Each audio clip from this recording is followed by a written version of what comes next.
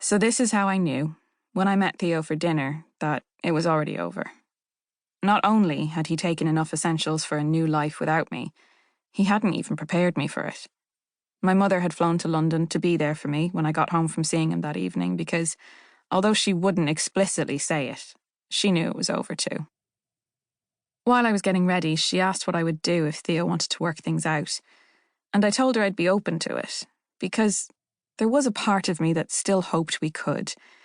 But the thought of getting back together also created a quiet unease within me, which I realise now is why she asked.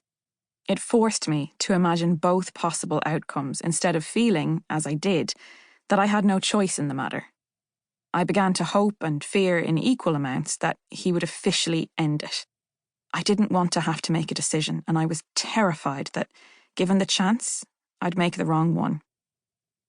So I went in, accepting my fate, but still, I agonised over what to wear and what to say. I almost didn't go.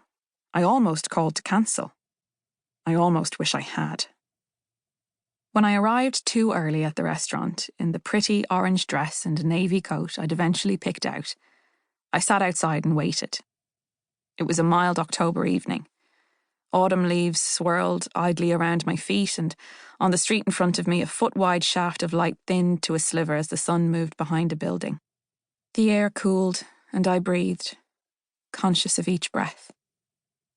My anxiety had flared up since Theo left, and I'd been seeing my therapist twice a week just to manage the almost daily panic attacks I was having.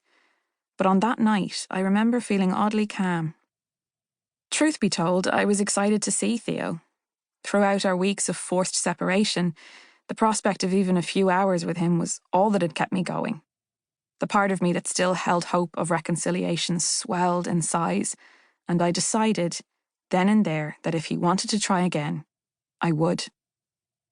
Even if that meant taking things slow, living apart a little longer, having more space, more time, whatever he needed, I would give it to him, because I loved him, and I wanted to make this work. He turned up in his gym gear. I tell people that, and they need to pause to process the information. Then I repeat myself, and as their faces change from shock to pity, I am humiliated all over again. I feel as foolish now, telling it as I did then.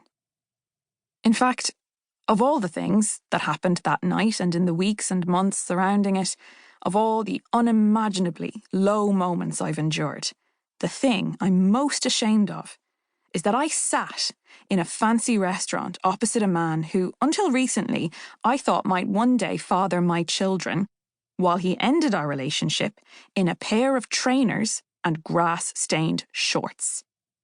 He said he'd come straight from training, and he hadn't had time to shower or change, but I'd spent 3 weeks waiting for this. I had lived those weeks. I had sat inside each minute and felt the weight of it pressing in on me. And he didn't even bother to wash himself or put some trousers on.